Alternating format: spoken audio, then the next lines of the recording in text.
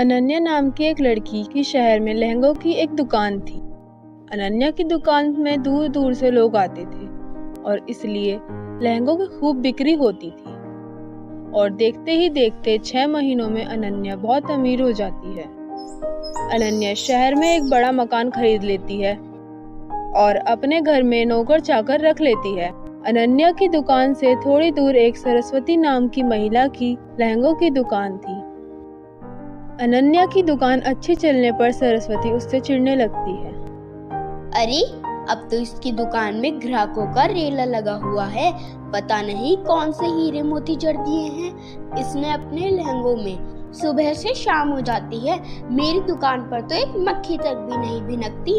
लगता है मुझे कुछ करना होगा। एक दिन सरस्वती अपने नौकर नारंग को भेजकर अनन्या की दुकान में आग लगवा देती है और दुकान में रखे सारे लहंगे जल जाते हैं। अनन्या इस बात से बहुत दुखी हो जाती है। अरे मेरी दुकान में आग कैसे लगी? मेरे सारे लहंगे तो जल गए होंगे। अब मैं क्या करूँगी? दुकान जलने के बाद अनन्या के पास जब कोई काम नहीं होता, इसलिए वो सरस्वती के पास काम मांगने चली जाती है। मैडम, क्या आप मुझे काम पर रख लोगी? मैं लहंगों का सारा काम जानती हूँ। मेरी एक दुकान थी जिसमें आग लग गई। अब मुझे फिर से दुकान खोलने के लिए रुपए जमा करने हैं। सरस्वती बहुत चालाक थी।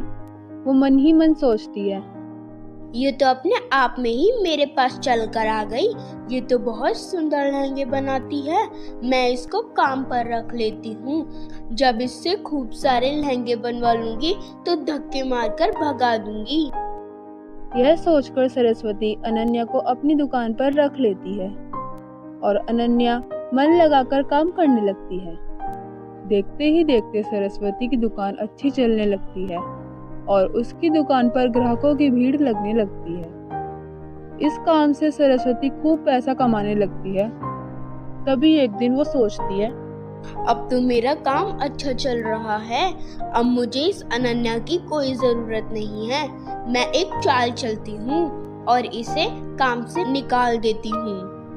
अगले दिन सरस्वती अनन्या पर चोरी का इल्जाम लगा देती है और उसे काम से निकाल देती है।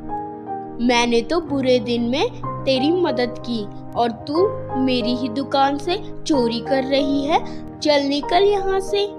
आज के बाद मेरी दुकान की तरफ भी मत देखना, समझी? पर मैंने चोरी नहीं की मैडम। सरस्वती अनन्या की एक बात नहीं सुनती और उसे धक्के देकर दुकान से निकाल देती है। अनन्या बड़े दुखी मन से वहाँ से चली जाती है और चलते चलते एक जंगल में पहुँच जाती है। वहाँ उसे एक गुफा दिखाई देती है और उसमें से रोशनी निकल रही होती है।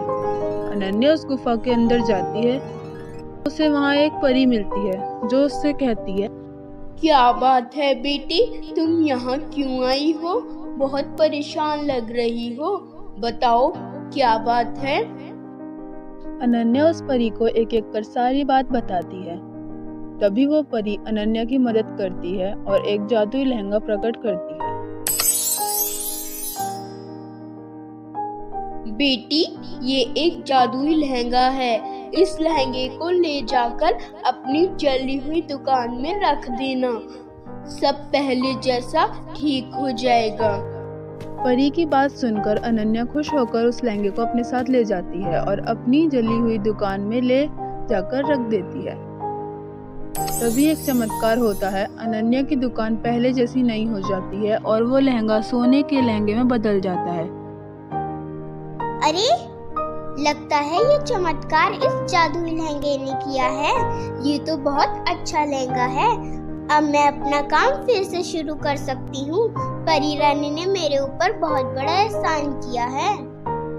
जादुई लहंगे की मदद से अनन्या फिर से खुशी खुशी अपनी दुकान चलाने लगती है और जल्द ही उसका काम पहले की तरह चलने लगता है।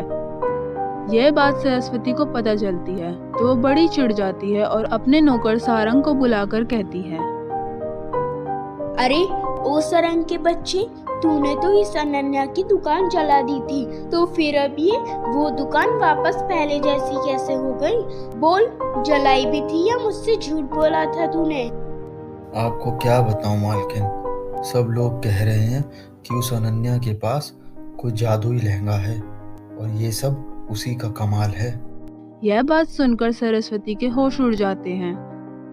अच्छा, तो ये बात है, मैं आज ही उस लहंगे को चुरा कर अपनी दुकान में ले आऊंगी। ये कहकर सरस्वती अपना भेष बदलकर अनन्या की दुकान में चली जाती है और उससे लहंगा दिखाने को कहती है। बेटी, मुझे ये सब तो नॉर्मल लग रहे हैं। ये सोने का लहंगा कितने का है? ये मेरी बेटी पर खूब अच्छा लगेगा। नहीं माँ जी, वो लहंगा बेचने के लिए नहीं है। पर मुझे तो यही लहंगा चाहिए। यह कहकर सरस्वती जबरदस्ती उस लहंगे के पास जाती है और जैसे ही उसे छूती है तो जोरदार बिजली का झटका लगता है और उसकी हालत खराब हो जाती है। यह देखकर अनन्या हैरान रह जाती है और जादुई लहंगे से कहती है, जादुई लहंगे, ये तुमने क्या किया? छोड़ दो इन्हें। नहीं बेटी, ये कोई और नहीं है, वो ही महिला है जिसने तुम्हारी दुकान में आग लगवाई थी और आज यहाँ मुझे चुराने के लिए आई है, पर अब मैं उसको सबक सिखाकर ही रहूंगी।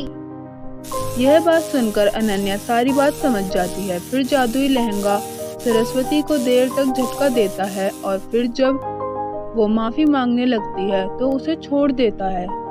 सरस्वती वहां से दुम दबाकर भाग जाती है और उस दिन के बाद से वो कभी अनन्या की दुकान की तरफ आंख उठाकर नहीं देखती और अनन्या अपने जादुई लहंगे की मदद से अच्छे से दुकान चलाने लगती है।